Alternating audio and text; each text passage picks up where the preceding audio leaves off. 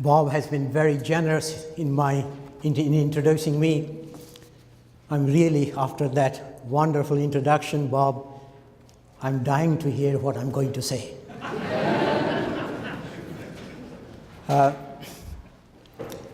Ladies and gentlemen, it's really a pleasure and a privilege to be back in Waterloo after, I suspect, some 30 years. 30 years ago, University of Waterloo was somewhat different than what I remember, or it's quite possible in my old age I'm forgetting things what looked like what I thought was 30 years ago. During the next 50 minutes, what I would like to do is to puncture some myths. I'm not saying I'm right. As an academic, I think I have the right to say what I think is correct and why I think I'm right. I'd also take issue with many of the current paradigms in the water field. I'll question many of the data which have been used so many times. I heard this morning as well in the seminar. And why I don't think those type of information or data is not even worth the paper on which it is written on. First, water crisis. The world believes we have a major crisis coming in the area of water. That many of you must have seen the standard maps made by the United Nations, World Bank, World Water Council, you name it. Bloomberg, week before last, published it again, which basically shows water stress in the countries. And everybody uses the map, so much so nobody thinks about it anymore. And like Goebel's statement that if you lie often enough, the lie becomes the truth. What do you mean by water stress? What do we mean by water crisis? CNBC did a program on water crisis, of a 1-hour program. And the way they advertised it was, what do you do when you don't have enough water? Well, if you don't have water, it's all gone, we are dead. But is that a reality? I would like to say water crisis has become a growth industry. If you go and Google water crisis, unless you have done it very recently,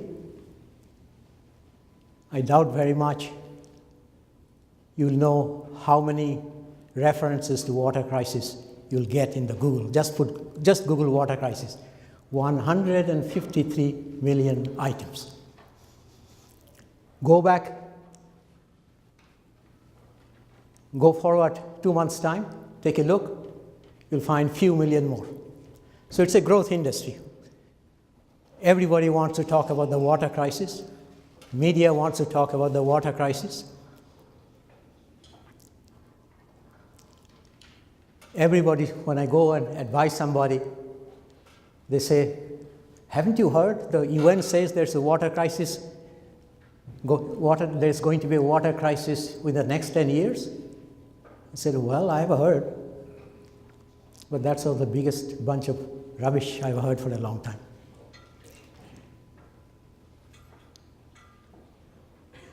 To the question, if the world is facing a water crisis, my answer is very simple. We are not facing a water crisis, but we are facing a crisis in water management. Two are very different. I can take a back of the envelope, no matter which country you want to identify, and I can show you with the modern, not with modern, with the current technology, or technology available for the last 10 years at least, investment funds that are already available. No country in the world, if you manage your water carefully, should be facing water crisis. Now you might ask, well, that's fine now with slightly over 7 billion people in this earth. What happens in 2050 when you expect 9.3 billion people in this earth? How are you going to provide enough water for drinking, enough water for industry, enough water for their food, energy? Would there be enough water available? I would argue not only enough water available, if we use existing knowledge, we can probably support without any difficulty about 10 to 12 billion people with food, energy, whatever they need. But it would need good management, which is missing. There are very few countries that are managing water properly, including Canada. Water management in Canada, I have to tell you, is atrocious. I'm a scientist. I say things as I see it. If you don't agree with me, I'm willing to argue with you with facts and figures. But this doesn't mean that if you tell me what you are talking, Professor Biswas, is a bunch of baloney, I don't take exception to that, because we will be arguing about facts, figures, and interpretation. That doesn't mean you don't like me or I don't like you, but it is just a question, it's just the views differ. Now, if you're talking about the water, which part of the world is most water stressed? Probably, as a region, Middle East and North Africa. Okay? So you would think Middle East and North Africa will have some water problems now or in the future. Well, if water management in Canada is bad, water management in the Middle East is absolutely dismal.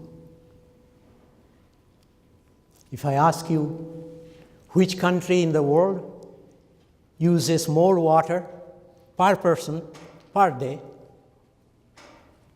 the top ones are all in the Middle East. The world's largest user of water per person per day, and I haven't the foggiest idea how they're using that water, is Qatar, Doha. Water use per person per day is 500 liters per person per day. If I take a citizen of Hamburg,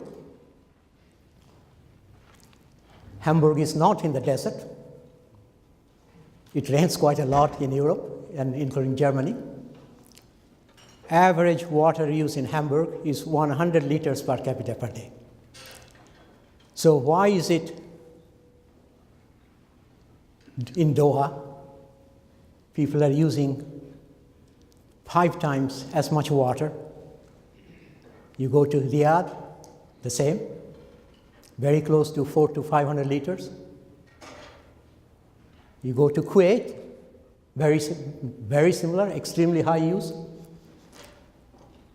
And last year, the Kuwait Minister of Water Resources came to Singapore and gave a talk in the Singapore International Water Week. And he said, we have a big problem. We don't have enough water.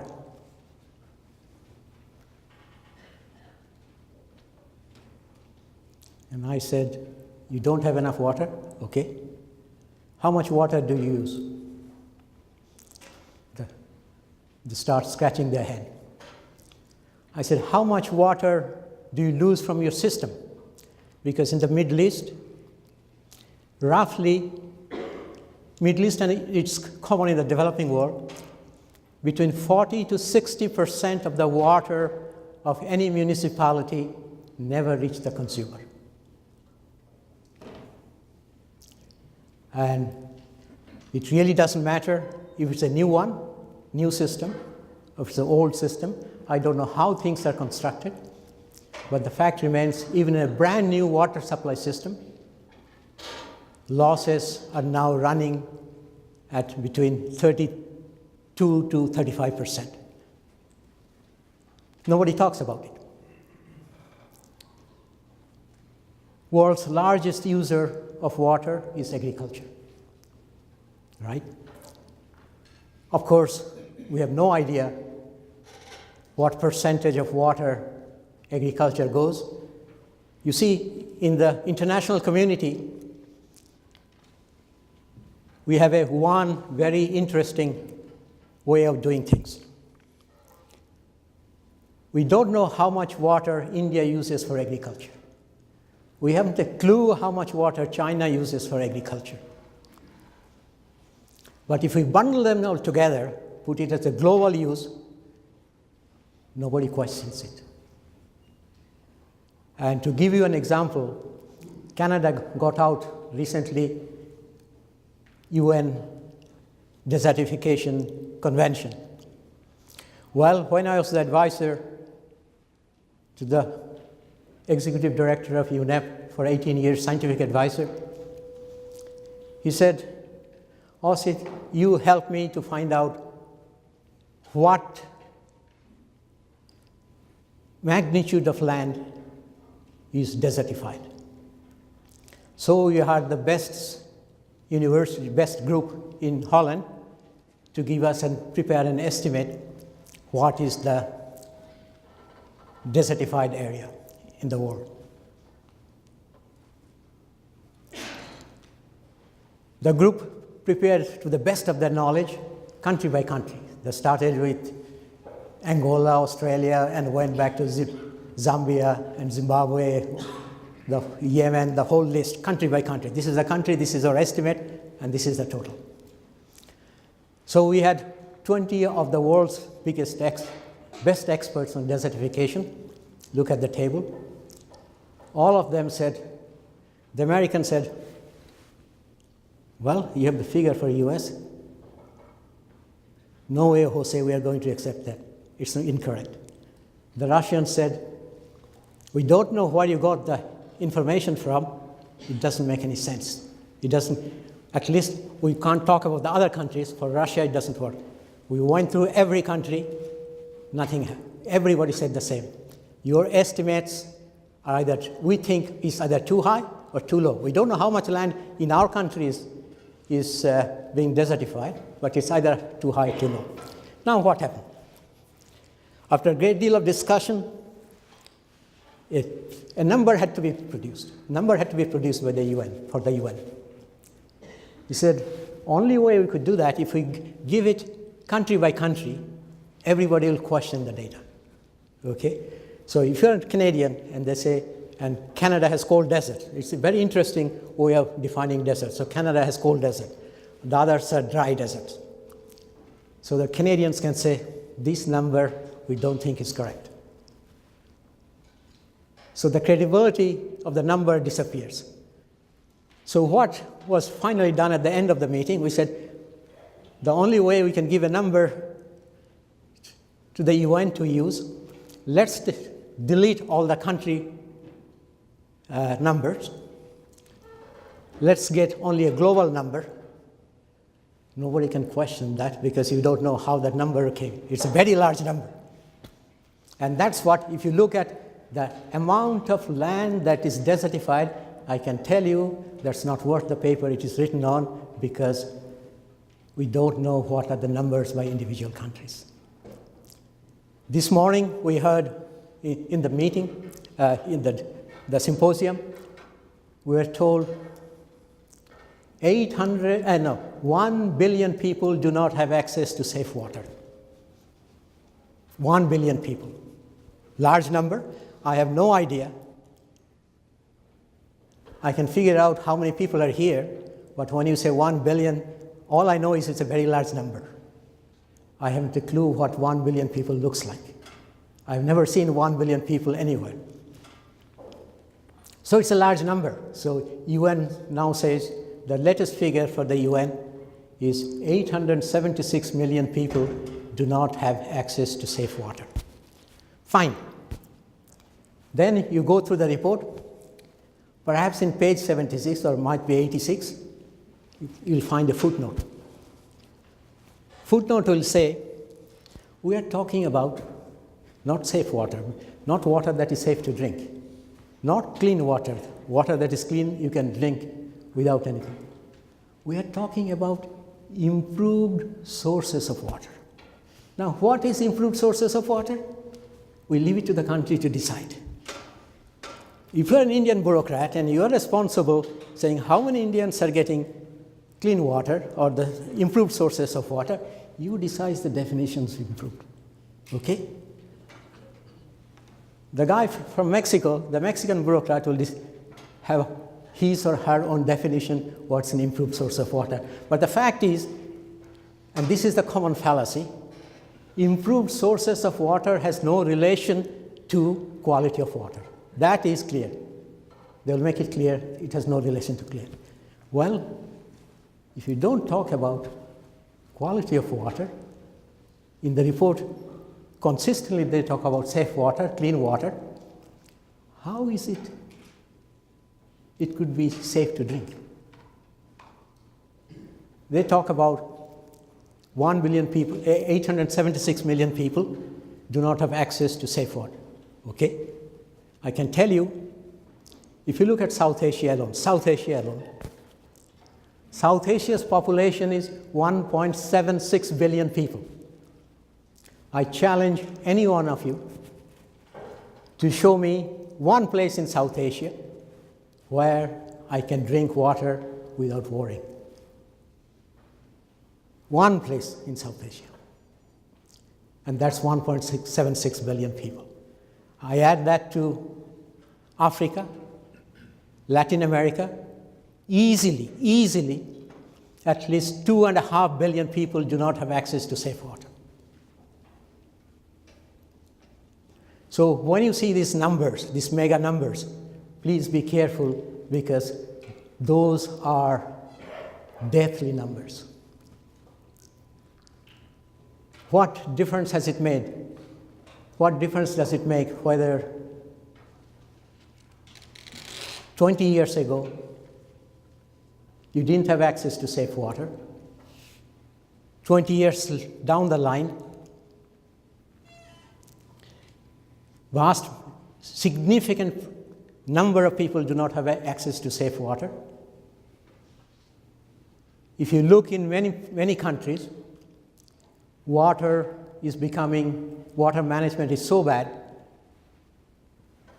Some of the large Indian cities now, like Mysore, is providing water every alternate day until the monsoon rain comes. And if you look at the statistics, you will see in Indian urban context, water supply is quite good. If you look at the statistics for Egypt, 99% of Egyptians, according to the government statistics and repeated by WHO, 99% of the people have access to safe water. I don't know a single person in Egypt, and I've been advising the minister since 1974, and the current one is probably my 9th minister. I'll take you to part of Cairo where people do not know where the water is going to come from. People are waiting. This tap may work today. The other tap might work another day. So through the bush telegraph, they know where the water is coming. They go to collect the water. And we claim they all have almost 99% water availability. The question then you ask is it true? Cities like Cairo, cities like Delhi, cities like Chennai, Dhaka, Jakarta, do they have enough water to give their people 24-hour clean water supply? I talked to the Indian Prime Minister. He told me, we cannot provide everybody in Delhi 24-hour clean water because there is not enough water. That's what his people said. I said, Prime Minister, with due respect to you, I think the first thing you should do is to fire all your water advisors. Because in Delhi, an average Delhiwala uses more water than a Canadian person. Average Canadian water consumption per person. In Canada, you have water 24 hours a day. In Delhi, if you are lucky, if you are in a very rich area, you might get 3 hours water supply a day. Now, the utilities may provide you water for 3 hours, and the reason nobody complains very much is because Indians and the Egyptians and the Mexicans, we have learned how to cope with this bad management. In our house, we have 24 hours water supply. Doesn't matter whether you're in India, you are in Bangladesh, you are in Egypt. So when the water comes for 2 hours in the morning, you have your own storage tank, you fill up the storage tank. Then you install a pumping system to pump that water to the overhead tank. So you become yourself a mini utility. So once water goes to that overhead tank, it comes to your house or your apartment, and then you make a deal, not a deal, a contract with a private sector company, because you can't drink that water. So you make a contract with a private sector company to provide you with a simple carbon filter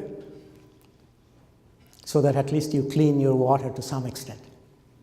And that's the water people drink. The problem is, theoretically, people in the developing countries are getting, in most of the cities, are getting free or subsidized water. But in reality, they're paying through the nose. If you include the cost of installing 2 tanks, installing the capital cost of installing a pump, electricity cost to pump umpteen times water from your underground to overhead tank, if you include the cost of cleaning the 2 tanks, you should clean it every month, but even if you assume you clean once every 3 months, at least we can do a calculation. You are paying, if your central system would provide you water 24 hours a day, clean water, you will save about 35% having a central system. Nobody talks about that. The water management in China, equally bad.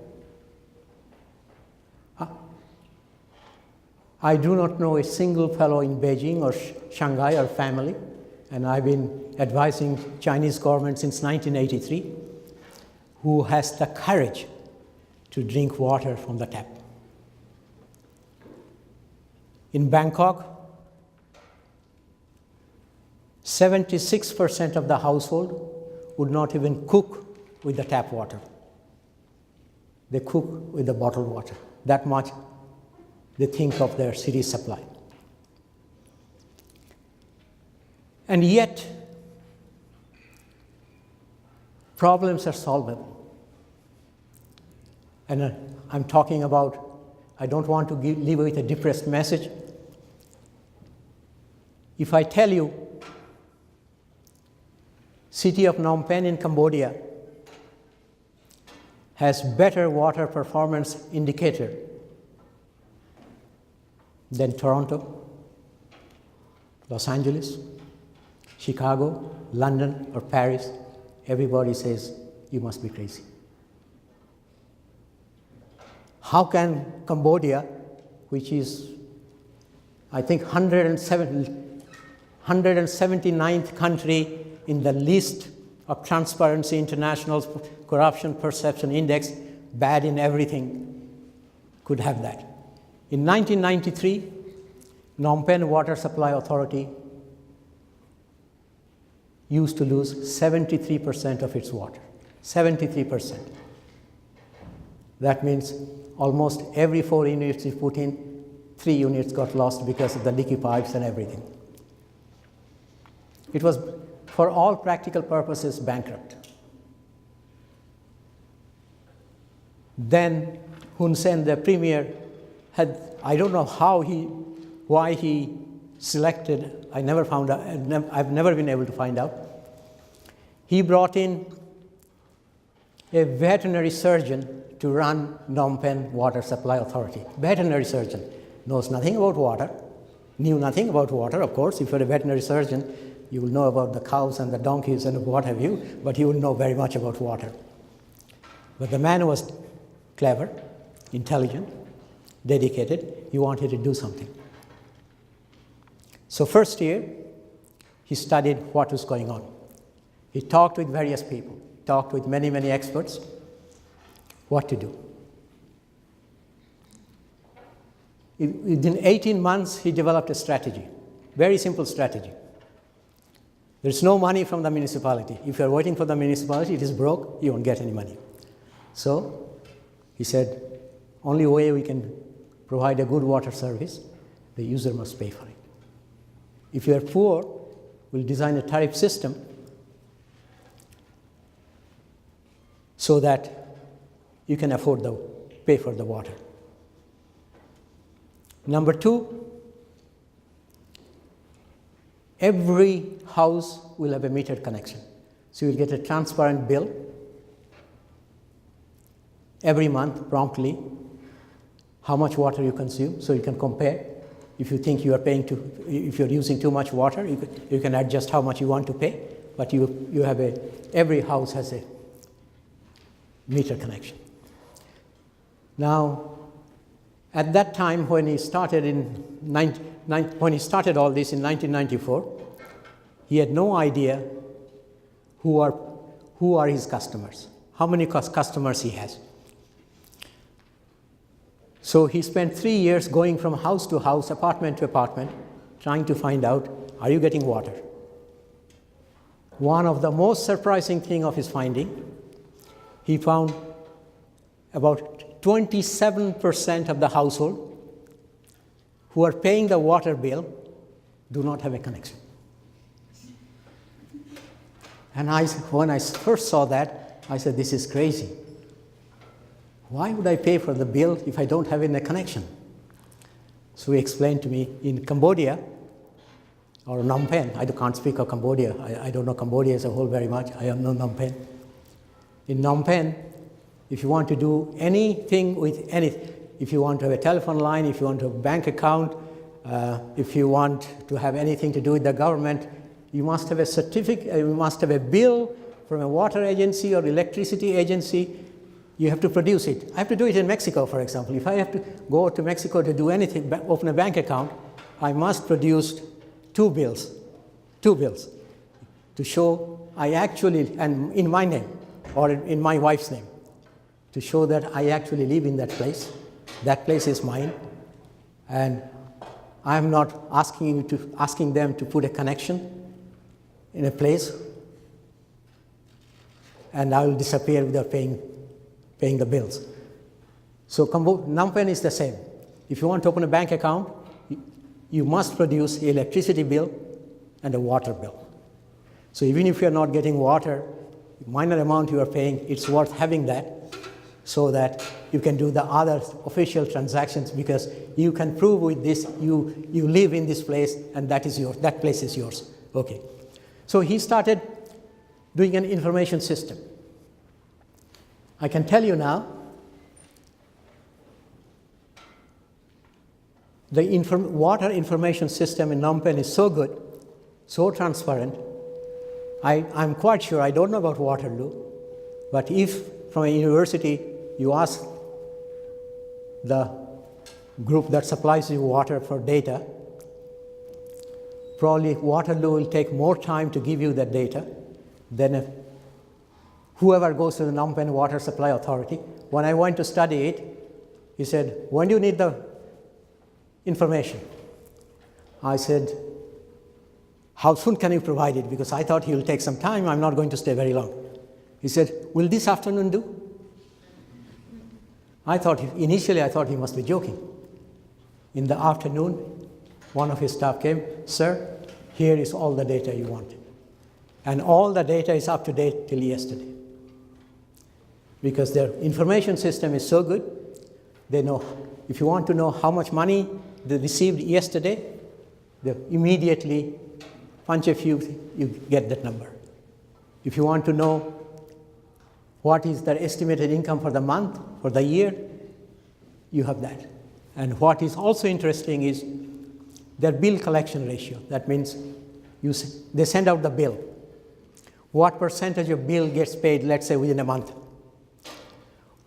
Again, when I saw that, I was surprised, and some alarm bell started ringing in my head. The bill collection ratio was 102%. That means they said 100%, if all the bill 100%, they're getting 102% back. And I said, this sounds fishy to me. So I said, Ek, how is it possible you are getting 102%? He said, very simple. We have started a new system for the last couple of years. We know how much you're spending each month. But if you decide to pay 1 month in advance, I give you a 3% discount. So many of the consumers are paying in advance to get a discount. So that's why they're getting 102% return. Yes? Phnom Penh Water Supply Authority is the one authority that doesn't get a single cent from the municipality. The consumers pay everything, everything. In addition, because it is an autonomous corporation, it makes profit because they have to have money for investment. They pay taxes on the profit each month, each year. And the amount they pay taxes, if you look at this, are also going up. As the profit is going up, the taxes are going up exponentially as well. How did Exxon Chan manage to do that? Well, he said, the only way you can do that is first see who are your major water consumer. The poor pay, there's no question about that. We have found it everywhere. Poor people, they're grateful for what they get. They pay their bills promptly. Be it electricity, be it water, they pay it promptly because they think it will be cut off and we are in trouble. It's the rich and the powerful who do not pay. And in Phnom Penh, the two biggest users was the army and the government. Army never paid its water bill in its entire history. Like all the government departments, school, etc., never paid a single cent entire history. And he said, if the government doesn't pay, if army doesn't pay, there's not a hope in hell I can run this water authority. So he said, the biggest user was army. How do I get the army to pay? So he sent a note to the army saying that if you don't pay, we'll cut off your water. In Cambodia, army generals are very powerful. They can do basically what they want. Nobody is going to stop them. Army even didn't bother to respond. He sent 2 reminders. Army's response was, you've got to be joking. Then he sent his man to cut off, one of his men to cut off the water. And when the general of the army cantonment came, found out what was the commotion about, one of his staff said, "Sir, PPWSA is cutting off the water to our cantonment." General was mad. So he went to see the fellow, put a gun on his head. He said, "If you close that valve, you're going to be history." And he put his gun on his head. So the poor fellow went back and said to Exxon Chand, "Sir, I have a family, blah, blah, blah. If I die, my wife and children will be destitute. Excuse me, but I don't want to die." Then Exxon Chand said, next 2 weeks were his most difficult period. He realized if he can't handle the army, there's not a hope in hell. You'll get a functional water authority. So he told me, he's a smart fellow, but he's a very religious man. He said, prayed to Lord Buddha for guidance, did a lot of thinking, but he didn't rely only on Lord Buddha's blessing. Being a smart man, what he did is he decided that he has to go and do it himself. So the day he went, he told his family goodbye. He said, "I don't know whether I'm coming back. If I'm dead, look out. Here is all our property, etc." Explained to his wife. But he thought he would take an insurance policy. And his insurance policy was to call all the national and the international correspondents saying that this is what's happening. Chances are the general will shoot me, but at least you will have it in your newspaper tomorrow how I died in order to get money from the army. Sure enough, when again the general found out, he came, put a gun on his head. "You close it, you're going to be history." And when his gun was on the head, all the correspondents from New York Times, local newspaper, etc., started click, click, click, click, click, taking picture. And the general, generals are very powerful. If he shoots him, nothing will happen to him. Nothing. General thought, maybe I should be a little more careful. With so many, especially foreign newspaper taking pictures, it may backfire. So he put his gun in his holster, went back. Next day, he had his check. And the newspaper started writing about this story, that he went and this happened. It became very famous. He became a very famous person that he took on the army and all. Hun Sen, the premier, heard. He went on the television the next day. He said, no. He was very surprised to hear army was not paying, but he's glad army is from paying. He pays his water bill. All his minister must be paying his water bill. The government must pay its water bill. Everybody must pay his water bill. Now, last year, Cambodia started a stock exchange. It didn't have a stock exchange, so the World Bank helped them to make a stock exchange. The first one to be floated on the stock exchange was Phnom Penh Water Supply Authority. 10% of its stock was floated in the stock exchange.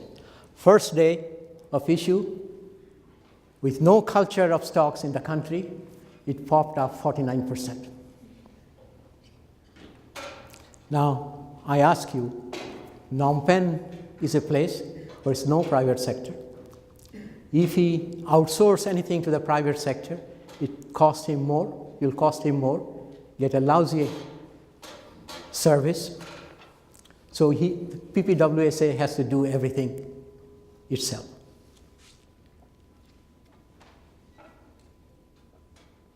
And within a 10-year period, the losses were brought down from about 73% to about 18%. Right now, the losses from the Phnom Penh Water Supply Authority is running about 5.5% to 6%. which is better than Toronto. Any city in Canada or US you want to talk about. It's a public sector corporation. They do everything themselves. Thames Water in Oxford, where I used to live, even last year, their losses were 26%. Whereas the water bill of most countries are going up steadily in the Western world, he has managed to keep, last time he increased his prices was 2000. So if Phnom Penh, my thesis is, if Phnom Penh can do it, why can't the others? It's not rocket science. Now you might say, you tell me 5 minutes before I should close. 5 or 10 minutes. Okay. If Phnom Penh can do it, why can't Dhaka, Delhi, Mumbai, Cairo, Jakarta, why they can't do it? It's not technology. The other problem we have right now, again, is wastewater treatment. If you look at the international, all this writing, they say the world doesn't have sanitation. Most people, a lot of people do not have access to sanitation. When I proposed the International Water Supply and Sanitation Decade in 1976, and UN finally got it through the General Assembly resolution saying that should be the case, our concept of water supply was very simple. Water supply is a water that could be drunk from the tap without any health concern.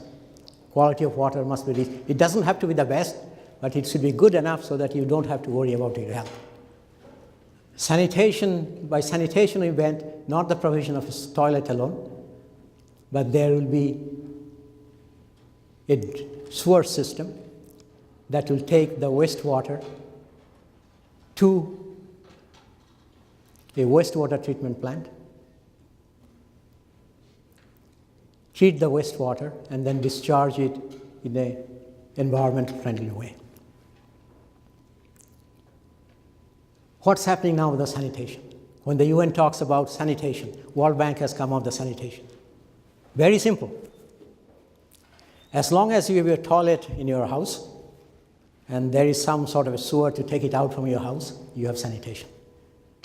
It doesn't matter what happens to that wastewater. Delhi discharges its 99, these are official figures, 99.9% of its wastewater without any treatment to the River Yamuna, as a result of which it's become an open sewer. Mexico's and Delhi now has 100%, almost 70-80% sanitation, yes, because people have toilet and the wastewater is taken out.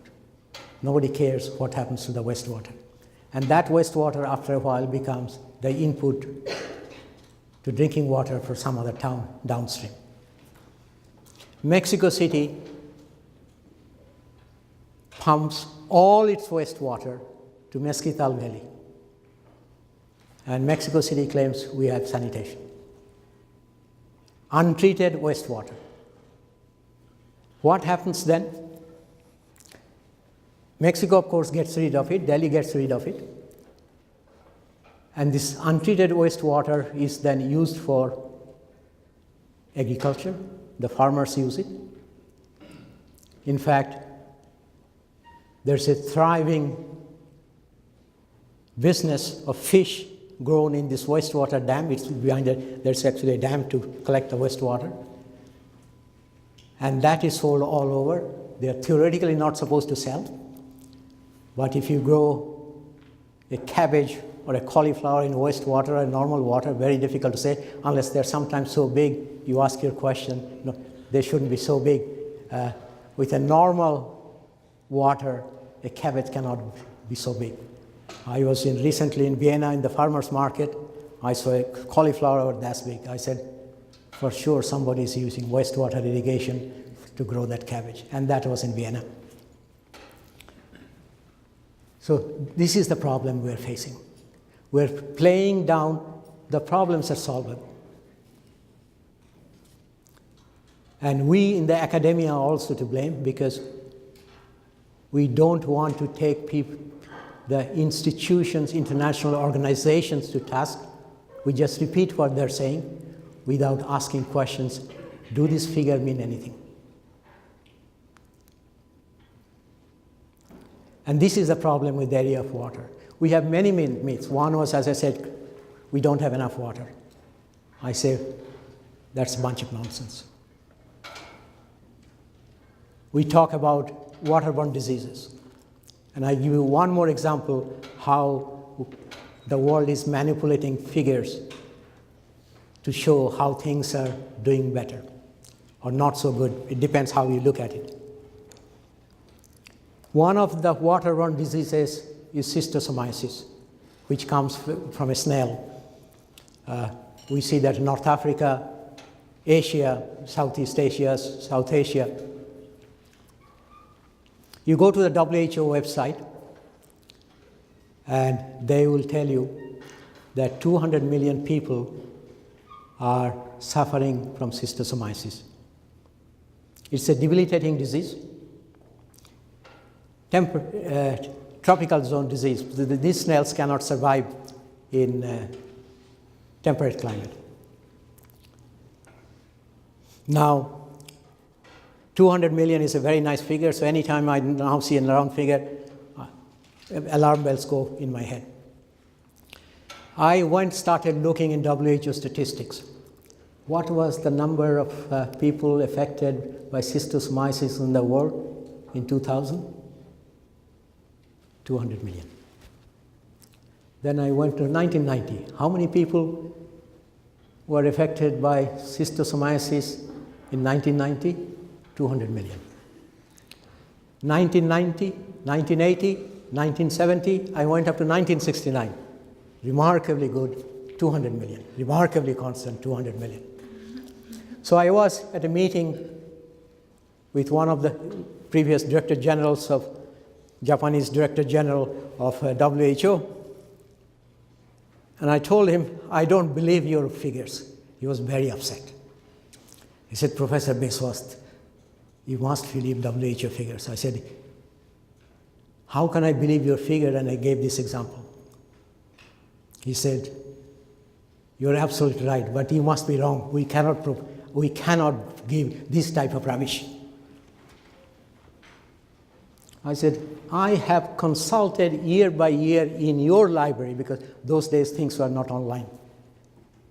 From 1969 to up to 2009, after that I haven't bothered to check, 200 million people were constantly affected each year by schistosomiasis. So he called his vector control man. He said, tell Dr. Biswas, he's wrong, because this cannot be correct. The gentleman scratched his head, said, sir, he is correct. He said, how is it possible? How is it possible from 1969 to 2009, the number hasn't changed? Then he started thinking, he said, sir, there is an explanation. In some countries, the number goes down. Some countries, the number goes up. And the total remains, there is a fluctuation country by country, but the total remains the same. And I told the gentleman, Hespanol, I said, thank you very much for your explanation. Tell it to the Marines. I don't buy that. And so this is the problem in the water field. There are so many statistics that are now accepted as the truth, the global statistics. It is ridiculous. And if in academia we don't ask questions, if you ask questions, you pay a price. WMO made me persona non grata when I told them the Rio +10 was a disaster in the water field, disaster. 10 years later, the Director General came and apologized. I said, that's okay, I don't give a damn. I'm not looking for your contract, I'm not looking for your expert good rating. I'm not interested, I've got enough things to do. The moment you raise this question, you pay a price. They don't call you. If you raise these questions, you tell UNESCO some of the figures they're using is a bunch of baloney, you are not in their favorite list anymore. And that is the price we pay. But I think if, as academics, we cannot question them, we are not doing our work. Now, just a few minutes to talk about your Water Institute. I'm glad University of Waterloo is doing a Water Institute. I had some discussions yesterday. I was very impressed with these young people they have doing a doctoral thesis. There are many areas they may agree or disagree with my views, but I was quite impressed by what they're doing. I would say I'll give a couple of pieces of advice to the Water Institute. One, and also to professors here as a whole. One thing I have learned, our incentive system at the university is cockeyed. It doesn't matter whether it's the University of Waterloo, National University of Singapore, MIT, it really doesn't matter. We as professors get kudos if we publish in high impact journals. The impact factor is high. So if we publish something in water research, the highest impact factor in the water field, well, you are doing something good. You have done very good. When I look at it, how many people subscribe to water research in India and China? Well, 3 libraries do subscribe. 3 libraries subscribe to water research. China, 6 libraries subscribe to water research. I've stopped writing now for this high impact journal the last 3 years. I only write now books and opinion pieces in the newspaper. It's amazing what an opinion piece in a newspaper do as long as it's an influential newspaper. In most countries, when the Prime Minister comes to his or her office, first thing they look at is a 2-page summary put on their desk by their assistant what the newspapers have said about their performance, plus or minus. So when I take Government of India, Government of China to task, I know somebody is reading it. If I write in water research, maybe 7 people all over the world will read it. It may have a high impact, but at one time, International Council of Scientific Union did an estimate. I challenge you to see what is the average readership of a scientific paper.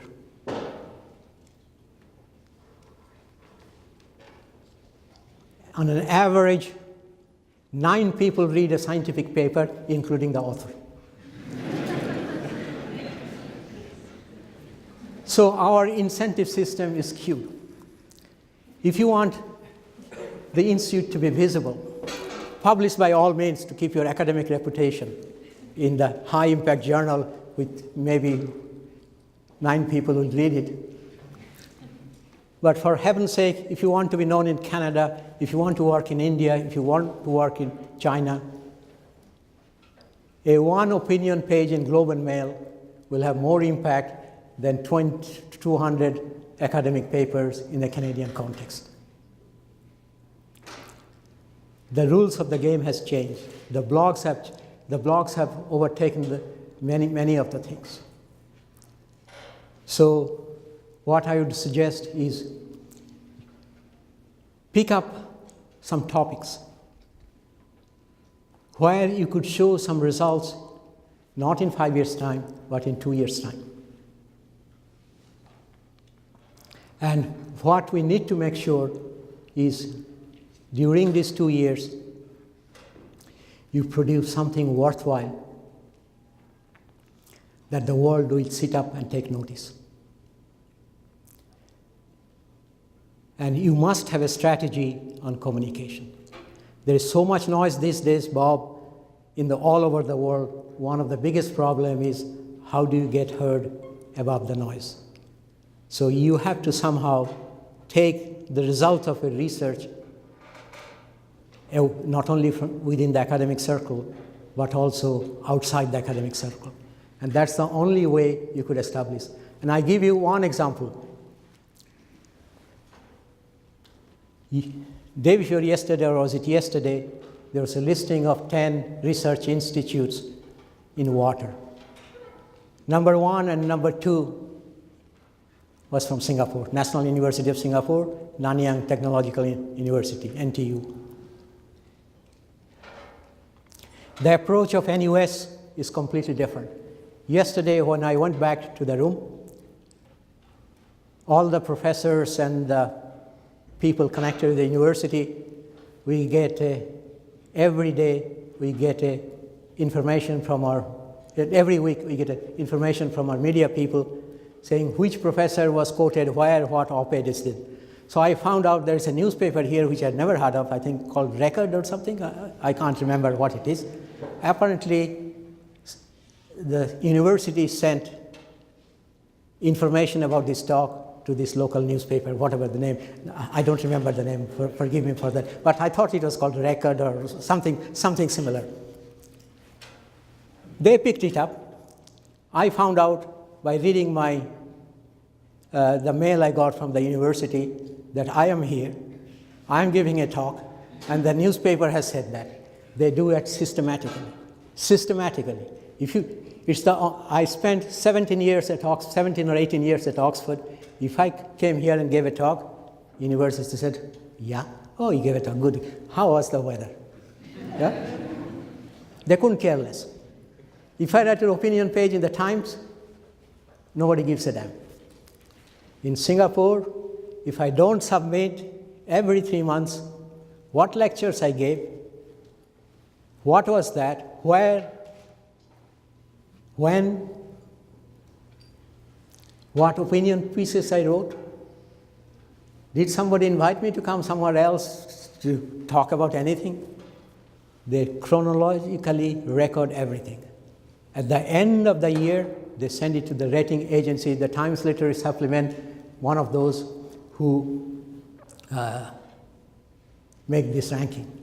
They flood them with data.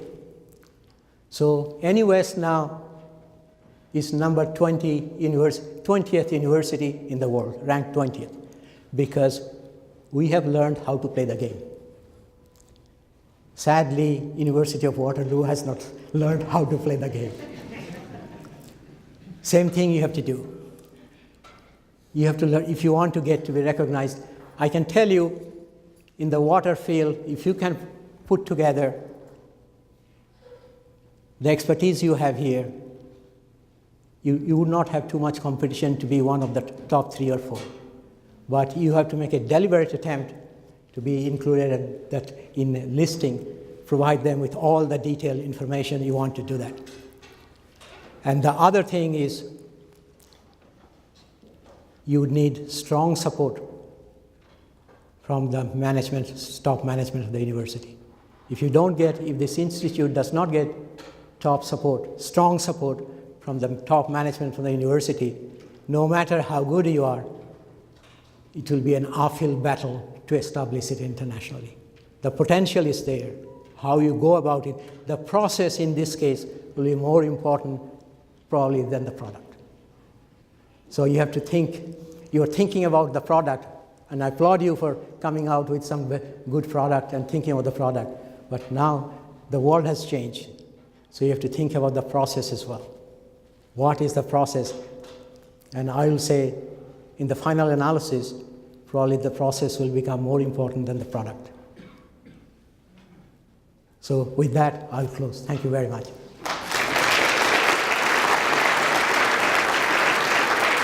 My name's Alex Bielak. I know that you've written extensively about the water mega conferences and environmental mega conferences. I wonder if you'd like to comment a little bit about what impact they've had.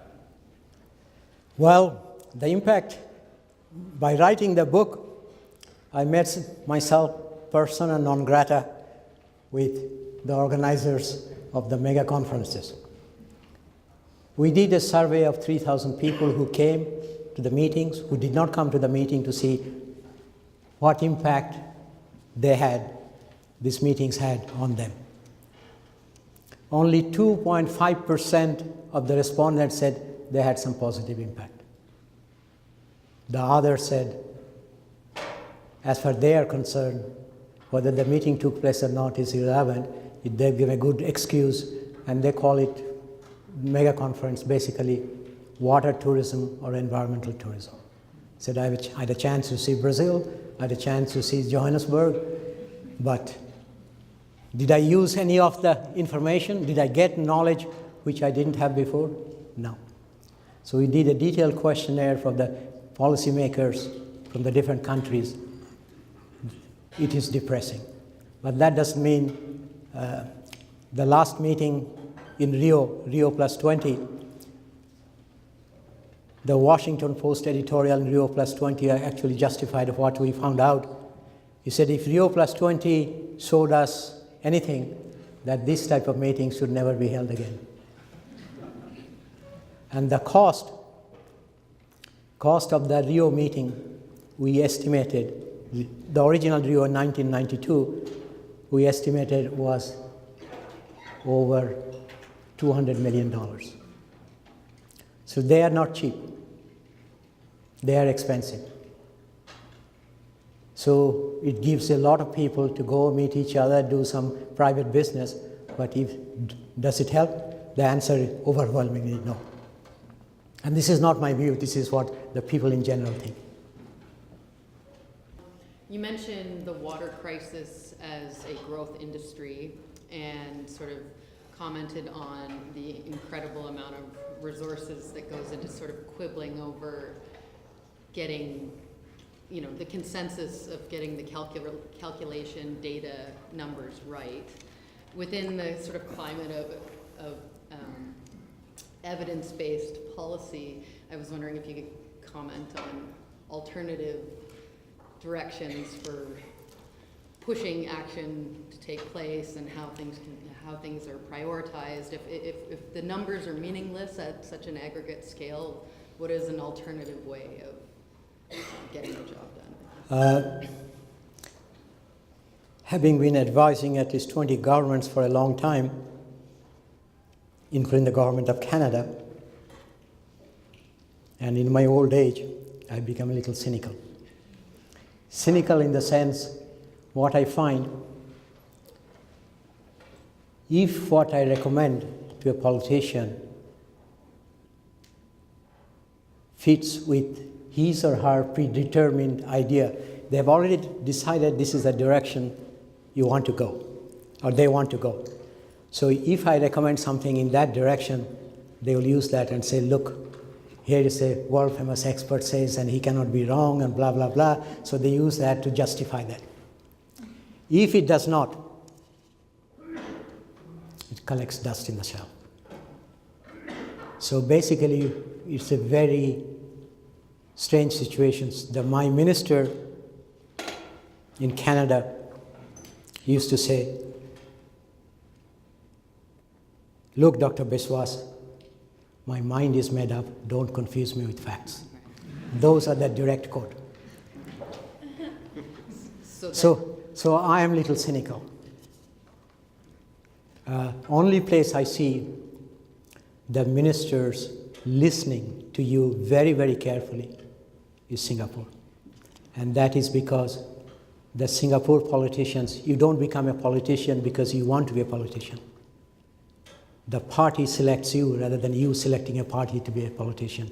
And the party will select you only if you are the cream of the cream. The first question is, do you have access at the top level of government? Because the way the system works, there are so many filters. If you want to talk to a minister or the prime minister, there are so many filters. If you will write to him or her, there are so many filters through which your letter will go. And I learned it the hard way with the Indian Prime Minister. He asked me to send me a 2-page note. And he said, I'll do it. And I said, I'll do it. As soon as I go back, I'll do that. Then he called his personal assistant. He said, when that note comes, I want it straight on my desk. I don't want any filtering. I don't want any comments. I want his note. Then after the assistant left, he said, if I had not given him very strict instruction, what will happen is, first they will decide whether it is important or not. They will decide. If they decide it is important, they won't send it to the Prime Minister, they'll send out the various ministry that has something to do with water, asking what they think are my suggestions. And the Prime Minister told me, 6 months' time, I'll get you 2-page, along with 100 pages of comments on what you wrote. And 6 months' time, I have to be honest with you, I've forgotten what we discussed. So this is the problem. Access, the first thing is you must have access. If you don't have access, it is a very complicated process to talk to the people, get to the people to know you. The second item I learned, one of my mentors in 1973, Mrs. Indira Gandhi was the Prime Minister of India. I asked her, I were talking about water, and she said, look, as a Prime Minister, I have absolutely no interest in water, absolutely none. And it floored me completely. I thought the sun rose and set with water, and here is a Prime Minister, and water is life, blah, blah, blah, and here is a Prime Minister who says water is irrelevant, she doesn't want to discuss water. She said, if you want to discuss water, go to the Central Water Commission, they deal with water, they'll talk with you with the technical part. And she said, her assistant will set up the meetings, I could talk. But I knew her well. I said, look, water is important. He said, water, as someone said during this meeting, the panel discussion, water is means to an end. It's not an end by itself. If you want to tell me how we should use water so that it creates job, it creates economic development, it improves the quality of life, it reduces poverty. How I can do that through water, I'm interested. But water management, as a Prime Minister, I have to tell you, I have no interest.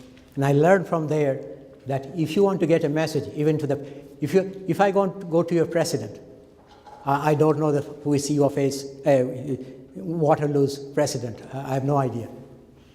If you go and tell him, chances are, since I don't know, I'm just hypothesizing, that we have a water institute and this must get priority. He might make some polite noises, but if you frame in such a way that Water Institute has the potential to make University of Waterloo go up 20 places in the ranking, he would listen. So the message you want to give has to be what is important to them, not what is important to you. That is what I learned from Mrs. Gandhi, and I've been always following that. Why is it I'm one of the very few water experts, perhaps the only water expert, who moves in the political circle? I don't talk to them about water, but I talk to them through water what changes they could make which will get them elected. So that is why when you talk to a politician, you could see what's going on in their mind. How would it help me my next election for myself or my party?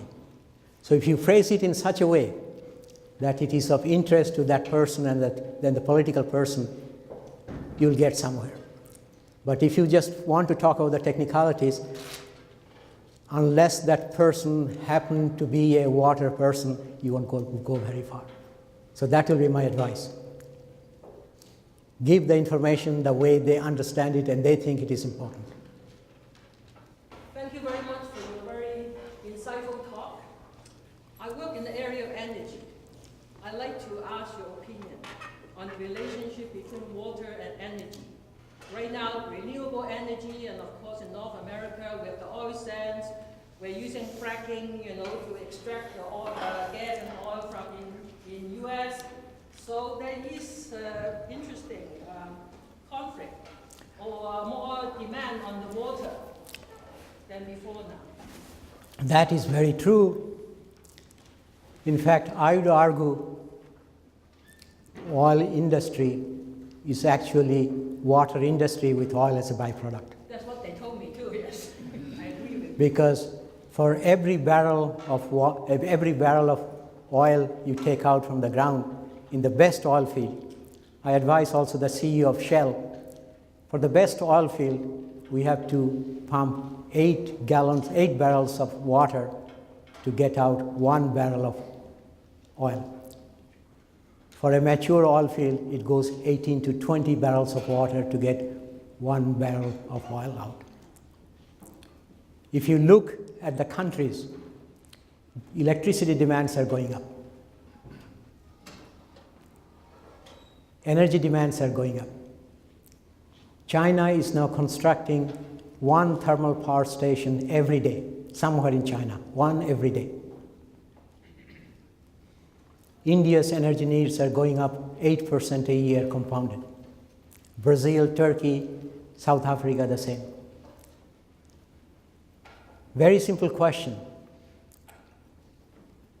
Do you have one country in the world which has an energy policy that considers water, or a water policy that considers energy? None. None, I can tell you. Canada doesn't have, US doesn't have. No country has this. And yet, last 500 years, we've been going on the basis of reductionism. If the problem becomes too big, we're reducing it and then trying to handle that. And now we're finding out water, food, energy, environment, employment generation, poverty alleviations, they're all closely interlinked. How do we handle that? Our institutions are not set up like that. Universities, as an academic, I have to tell you, we are the most conservative people in the world. In the water field, we sit in watertight compartments, and then we preach integration. So we have to change our mindset, and I think we have to start with ourselves. How do we get to talk? I have tried in many, many places, we talk about the interdisciplinary, except in a few odd cases, it doesn't work very well. It doesn't last very long. It becomes on a personal relationship. Say if I have a good relation with Bruce or Ed, we have 3 of us or 4 of us, we could work out. If you are from a different discipline, we trust each other, we work out. But we cannot, we have failed singularly to institutionalize this multidisciplinary. We talk about it all the time. But sadly, we have not. UN sends multidisciplinary groups to look at the problem. I've led many of those. Multidisciplinary team means the team has an engineer, an economist, a sociologist, a political scientist, a lawyer, or whatever it is. You decide a veterinary person or something. 6 people go to the field. 6 people write 6 individual chapters. Then we put it together, and it is a multidisciplinary report. That is the problem. Again, we are playing games with semantics, and we got to talk straight. There's no point saying everything is working well, everything is hunky-dory when things are not working. But I fully agree with you. You cannot produce water with a great deal of energy. Countries like India, China, Mexico, about 20 to, in case of Mexico, 35% of the electricity is accounted for the water sector, 35% of the whole. In India, China, it's between 20 to 25%. So we need a tremendous amount of electricity just to run our water sector.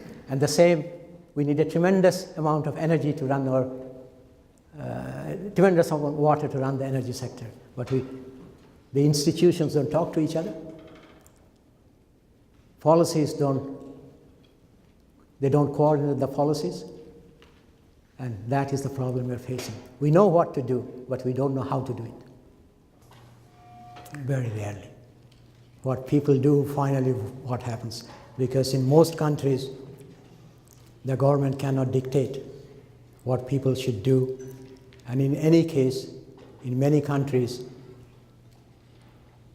they don't have the right to dictate. What, like in US or a few other, what is below your ground is yours.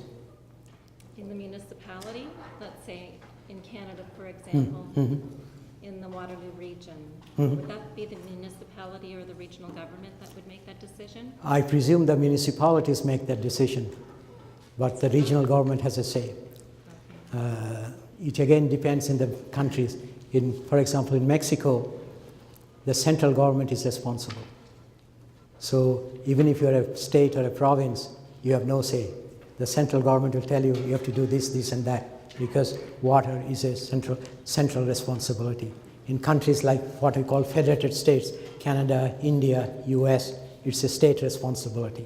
So it's a playoff between how much autonomy the states wanted to give the municipalities.